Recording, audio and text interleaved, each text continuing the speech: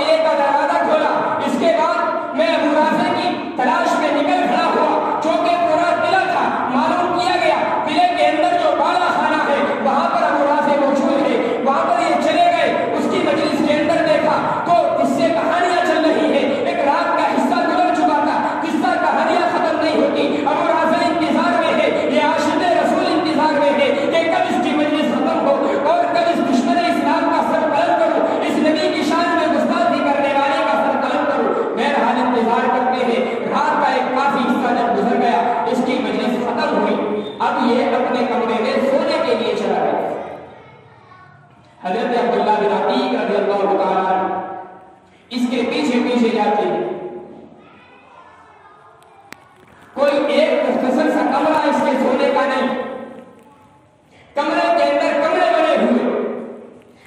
दरवाजे के अंदर दरवाजे लगे हुए, ये डायरेक्ट जब अपने कमरे में चला गया,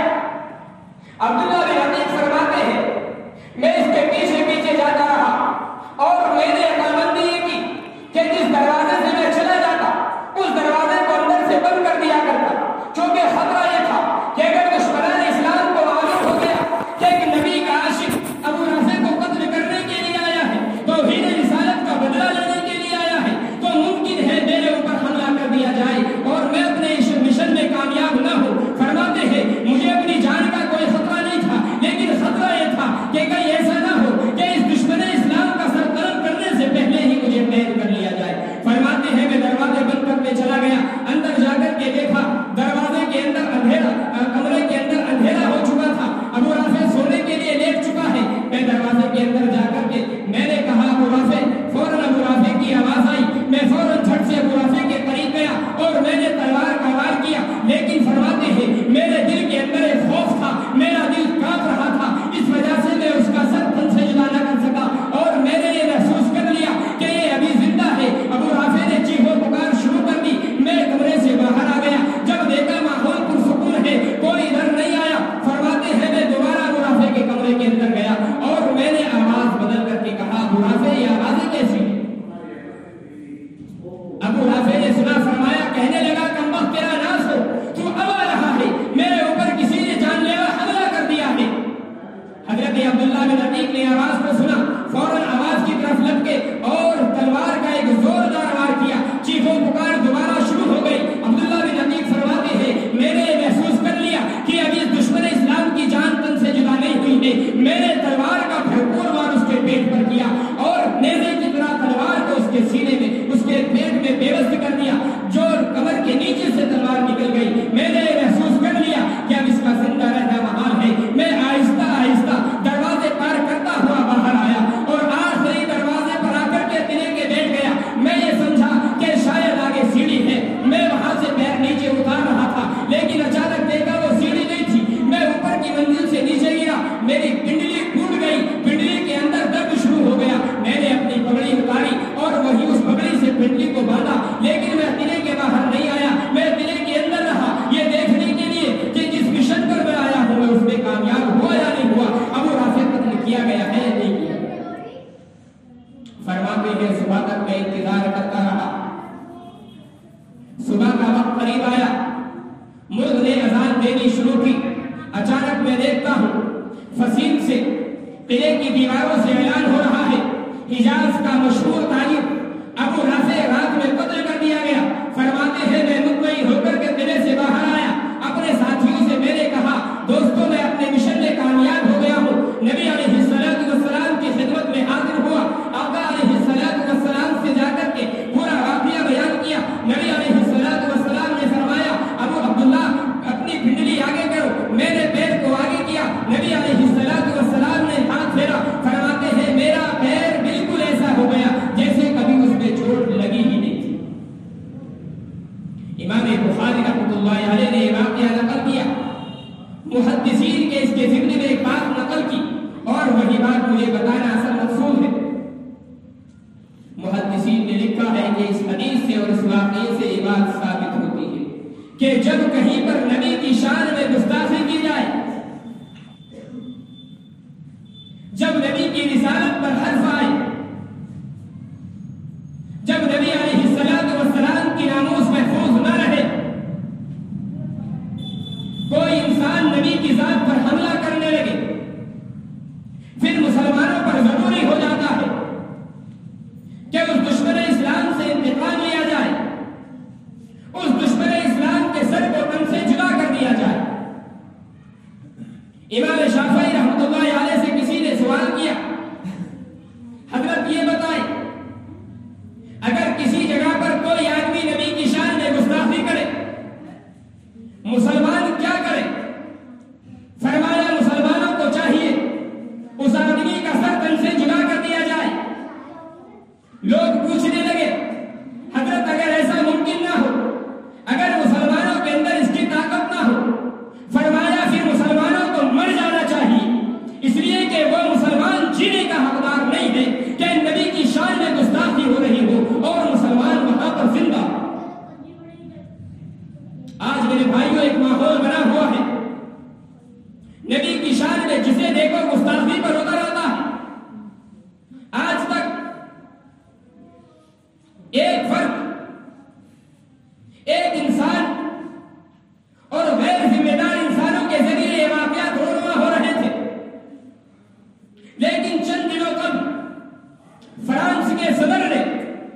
نبی کی شان میں گستاخی کر کے اور نبی کا خاکہ بنانے والے کی تائید کر کے یہ بات ثابت کر دی کہ اسلام دشمنی میں کسی ایک فرد، کسی ایک جماعت یا کسی ایک تنظیم کا ہاتھ نہیں ہے، بلکہ آج اسلام کے خلاف بہت سے ممالک کھڑے ہو چکے ہیں۔ بہت سی حکومتوں کا مقصد اسلام کو مٹانا اور اسلام پر ظلم و ستم کرنا بن چکا ہے، لیکن میرے بھائیوں لوگ بھول چکے ہیں نبی علیہ السلام کی شان اتنی چھوٹی شان نہیں ہے کہ ان کتوں کے بھونکنے سے نبی کی شان کم ہو جائے۔ آقا علیہ السلام کے تعلق سے اللہ کا ہمیشہ ایک ضابطہ رہا، آپ اللہ کی ذات میں گستاخی کریں۔ اللہ کو گالیاں بکنے والے بھی بہت ہوئے، اللہ کا انکار کرنے والے بھی بہت ہوئے، لیکن اللہ تعالیٰ کسی سے انتقام نہیں لیتے۔ اللہ کا اپنا ایک ضابطہ ہے، اللہ کی شان میں کوئی گستاخی کرے، اللہ کی ذات کا انکار کرے، اللہ کی ذات کو گالیاں دے، اللہ کبھی کسی سے انتقام نہیں لیتا۔ لیکن تاریخ شاہد ہے نبی علیہ السلام جب سے دنیا میں تشریف لائے آج تک اللہ کا یہ ضابطہ ہے، اللہ کا یہ مسلمہ اصول ہے کہ نبی کی شان میں گستاخی کرنے والوں کو اللہ نے کبھی معاف نہیں کی۔ نبی کی شان میں گستاخی کرنے والے یا تو نبی کے قدموں میں آئے ہیں، اور اگر نبی کی شان میں گستاخی کرنے والے اپنی ہردرمی اور اپنی انانیت پر باقی رہے، نبی کے قدموں میں نہیں آئے، تو پھر اللہ نے ان کے سروں کو تنوں سے جدا کر دیا۔ نبی علیہ السلام کے زمانے میں آپ دیکھیں بہت سارے لوگ ہیں نبی کی شان میں گستاخی کرنے والے، یا تو نبی کی شان میں گستاخی کرنے والے خالد بن ولید، حضرت اکرمہ، حضرت ابو سفیان جیسے انسان نبی کے قدموں میں آئے ہیں اور نبی کی پناہ لی ہے، یا پھر اللہ نے ابو لہب، عتبہ اور شیبہ جیسے انسانوں کے سروں کو تن سے جدا کر دیا۔ کسی ایک بھی نبی کی شان میں گستاخی کرنے والوں کو اللہ نے معاف نہیں فرمایا۔ صرف دو ہی راستے ہیں، یا تو اللہ کے نبی کی شان میں گستاخی کرنے والے کو پناہ ملی نبی کے دامن میں آ کر، یا اللہ نے پھر اس کو دنیا سے نیست و نابود کر دیا۔ آج دنیا جرأت کر رہی ہے اس بنا پر کہ وہ یہ سمجھتی ہے کہ مسلمانوں میں اتحاد نہیں، وہ یہ سمجھتی ہے کہ مسلمان آپس میں بکھرے ہوئے ہیں، مسلم حکومتوں میں اتحاد نہیں، مسلم تنظیموں میں اتحاد نہیں، 70 اور 72 فرقے مسلمانوں میں بنے، ایک فرقہ دوسرے کے مخالف۔ میرے بھائیوں، دنیا کو یہ غلط فہمی ہے، یہ حقیقت بات ہے کہ ہم 70 نہیں 1070 فرقوں میں بٹ جائیں، ہم نبی کے تعلق سے حاضر و ناظر پر مختلف ہو سکتے ہیں، ہمارا اختلاف نبی کے عالم الغیب ہونے یا نہ ہونے میں ہو سکتا ہے، جلوس محمدی کے جائز ہونے یا نہ ہونے میں ہمارا اختلاف ہو سکتا ہے، اس میں کوئی شک نہیں۔ اماموں کو ماننے نہ ماننے میں ہم مقلد اور غیر مقلد کہلائے جا سکتے ہیں، تیجے اور چالیسے کے مسئلے میں دیوبندی اور بریلوی ہو سکتے ہیں، اہل سنت اور اہل تشیع ہو سکتے ہیں، لیکن میرے بھائیوں دنیا شاہد ہے کہ جب نبی کی شان میں گستاخی ہوئی ہے اور جب نبی کی رسالت کا مسئلہ آیا ہے اور ناموس نبی کا مسئلہ آیا ہے، اللہ کی قسم یہ 73 نہیں 1073 فرقے بھی ہو جائے تو دنیا نبی کی شان میں گستاخی نہیں کرے گی۔ اور اگر نبی کی شان میں کوئی آدمی یہ سمجھ کر گستاخی کرتا ہے کہ مسلمان فرقوں میں بٹے ہوئے ہیں، تو یاد رکھے وہ انسان کہ مسلمان ہزار نہیں لاکھوں لاکھ فرقوں میں تقسیم ہو جائے، لیکن نبی کی ناموس پر صرف ایک فرقہ ہے، امت محمدیہ، اس کے علاوہ مسلمانوں کا کوئی فرقہ نہیں ہے۔ جب نبی کی شان میں گستاخی ہوتی ہے پھر نہ کسی دیوبندی کو، نہ بریلوی کو، نہ غیر مقلد کو، نہ اہل حدیث کو، میرے بھائیوں کسی کو برداشت نہیں۔ یہ بات کل بھی دنیا نے دیکھی ہے، آج بھی دنیا یہ بات یاد رکھے کہ نبی کی شان میں گستاخی نہ کل برداشت ہوئی تھی اور نہ آج برداشت ہو سکتی ہے۔ کل بھی اللہ نے ایسے افراد کو کھڑا کیا تھا جو ابو رافع یہودی کی گردن کاٹنے کے لیے اس کے قلعے کے اندر گھس جاتا ہے، اور آج بھی اللہ کے ایسے شہدائی، نبی کے ایسے عاشق، نبی کے ایسے شہدائی موجود ہیں جو ایسے گستاخ کی گردن اڑانا چاہتے ہیں۔ یاد رکھیں تمام حکومتیں بھی، تمام تنظیمیں بھی، وہ ہر طرح سے مسلمانوں کی مخالفت کریں، ہر طرح سے مسلمانوں کو ستائیں، مسلمان برداشت کر سکتا ہے، لیکن نبی کی شان میں گستاخی مسلمان تو کیا برداشت کرے گا میرے بھائیوں؟ مسلمانوں کا حق اللہ خود برداشت نہیں کرتا۔ یہ تو تاریخ ہے، آج تک نبی کی شان میں کوئی گستاخی کرنے والا عیش و آرام سے زندگی بسر نہیں کرتا، یا تو نبی کے قدموں میں آیا ہے اور اسلام کو قبول کر کے نبی کے طریقے پر زندگی گزاری ہے، ورنہ پھر اس کا سرکن سے جدا کر دیا ہے۔ کل ابو لہب بھی تو یہی سمجھتا تھا کہ اس کا کوئی کیا بگڑ رہا ہے، یہ مٹھی بھر مسلمان ہیں، کیا کر لے۔ ابو جہل کے ذہن میں بھی تو یہ بات تھی، میں تو حجاز کا سردار ہوں، میرا کوئی کیا بگاڑ سکتا ہے، یہ 300 ساڑھے 300 کی جماعت ہے، میرے پاس تو ہزاروں کا لشکر ہے، یہ مسلمان میرا کیا بگاڑ لیں گے۔ لیکن میرے بھائیوں وہ انتقام مسلمانوں کا نہیں تھا۔ جنگ بدر کے اندر جو کافروں کو قتل کیا گیا وہ مسلمانوں کا کام نہیں تھا، وہ انسانوں کا کام نہیں تھا، وہ میرے رب کا کمال تھا۔ میرے رب نے نبی کی گستاخی کرنے والوں کو کبھی معاف نہیں کیا، یا تو قتل ہوئے یا نبی کی ذات کی پناہ لی ہے، نبی کے دین کی پناہ لی ہے، اسلام کے اندر داخل ہوئے۔ حضرت عمر بن عاص رضی اللہ تعالیٰ اپنے زمانے کے بڑے جنگجو، خالد بن ولید اپنے زمانے کے بڑے جنگجو، حضرت عکرمہ جو ابو جہل کے بیٹے ہیں اپنے زمانے کے بڑے جنگجو، لیکن پناہ تب ملی ہے جب اسلام کے دامن کے اندر آ گئے، اور اگر اسلام کے اندر داخل نہ ہوتے میرے بھائیوں وہی حال ہوتا جو ابو جہل اور ابو لہب کا، اس میں کوئی شک نہیں ہے۔ حضرت خالد بن ولید بڑے صحابی ہیں، اجل صحابہ میں، حضرت عمر بن عاص رضی اللہ تعالیٰ اجل صحابہ میں سے ہے، لیکن یہ مقام و مرتبہ اس وقت ملا ہے جب نبی کی ذات نے آ کر کے پناہ ملی۔ بس مسلمانوں کے لیے ایک چیز اہم ہے، جہاں پر ان واقعات سے یہ چیزیں بھی ہیں، وہاں پر ایک چیز اور ہمیں ذہن میں رکھنی چاہیے کہ یہ واقعات رونما کیوں ہوتے؟ کیا واقعی نبی سے ہمارا تعلق اسی درجے کا ہونا چاہیے جس درجے کا ہمارا تعلق اب ہے؟ کیا ہم نبی کی ذات سے ایسے ہی وابستہ ہیں جیسے صحابہ کرام وابستہ ہوا کرتے تھے؟ کیا ہمارا جینا، ہمارا مرنا، ہماری زندگی، ہماری موت کیا نبی کے دین کے تابع واقع ہو چکی ہے؟ اور اگر نبی کے دین کے تابع نہیں ہے میرے بھائیوں، پھر ہمیں غور کرنا چاہیے، پھر ہمیں سوچنا چاہیے۔ یہ واقعات ہمیں جگانے کے لیے، ہمیں بیدار کرنے کے لیے ہے کہ اب بھی نبی کی ذات سے وابستہ ہو جاؤ۔ اس میں کوئی شک نہیں ہے کہ نبی کی شان میں گستاخی ایک ادنا درجے کا مسلمان بھی برداشت نہیں کر سکتا، لیکن میرے بھائیوں اس پر بھی غور کرنا چاہیے کہ یہ جرأت کیوں ہو رہی ہے۔ یہ جرأت صرف اس وجہ سے ہو رہی ہے کہ آج مسلمان کا خود دین اسلام پر عمل موجود ہے۔ اس لیے پہلی کوشش یہ ہونی چاہیے کہ نبی علیہ السلام کی سنتوں پر، آقا علیہ السلام کے طریقے پر چلنے کی بھرپور کوشش کی جانی چاہیے۔ دوسرا کام اس وقت کا یہ ہے کہ جس ظالم نے اور جس گستاخ نے نبی کی شان کو گھٹانے کی اور نبی کے خاکے بنانے کی کوشش کی ہے، ہم اپنی ذات سے جتنا نقصان اس کو پہنچا سکتے ہیں اتنا نقصان ہمیں پہنچانا چاہیے۔ ہمارے یہاں صرف ایک شکل اس کے نقصان کی ہے کہ اس کی مصنوعات کا، اس کے ملک کی بنائی ہوئی چیزوں کا ہم بھرپور بائیکاٹ کریں۔ یہ ایمان کا سب سے کمتر درجہ ہے کہ کم از کم وہ آدمی جو ہمارے نبی کی شان میں گستاخی کرے، نبی کی شان کو گھٹانے کی کوشش کرے، ناموس رسالت پر کم از کم جو آدمی حملہ کر رہا ہے، ہم اس سے کسی طرح کا مدد کا کوئی معاملہ نہ کریں اور ان کی کی چیزوں کو خریدنا، ان کی بنا ہوئی چیزوں کو عام کرنا، اپنی دکانوں پر رکھنا، یہ سب کی سب چیزیں اس ملک کی